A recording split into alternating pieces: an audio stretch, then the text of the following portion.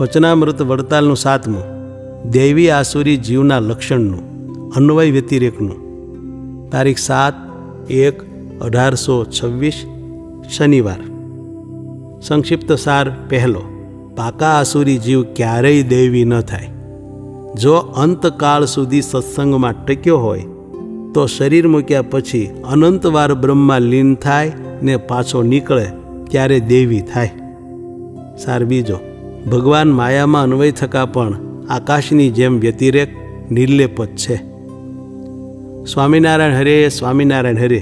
સંવત 1882ના માક્ષરવદી 14ને દિવસ શ્રીજી મહારાજ શ્રી વરતાલ મધ્યે શ્રી લક્ષ્મીનારાયણના મંદિરની આગળ મંચ ઉપર વિરાજમાન હતા ને સર્વ શ્વેત વસ્ત્રો ધારણ કર્યા હતા ને પોતાના મુખારવિંદની આગળ પરમહંસ તથા દેશ દેશના હરિભક્તની સભા ભરાઈને બેઠી હતી અને હરિભક્ત પરસ્પર ભગવદ વાર્તા કરતા હતા.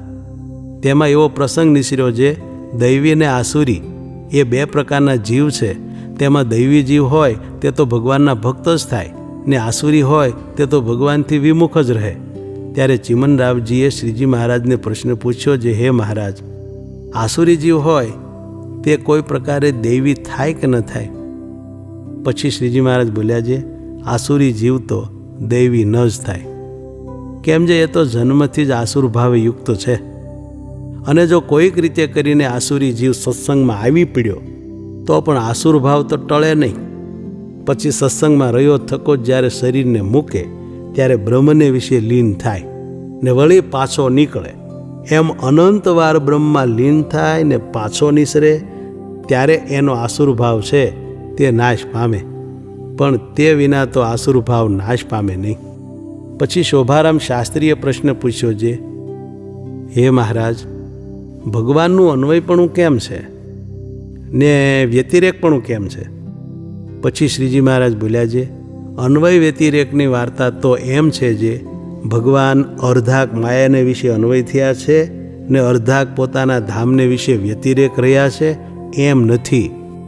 એ તો ભગવાનનું સ્વરૂપ જ એવું છે જે માયામાં અન્વય થયા થકા પણ વ્યતિરેક જ છે.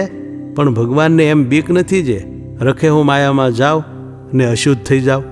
ભગવાન તો માયાને વિશે આવે ત્યારે માયા પણ અક્ષરધામરૂપ થઈ જાય છે અને 24 તત્વને વિશે આવે તો 24 તત્વ પણ બ્રહ્મરૂપ થઈ જાય છે.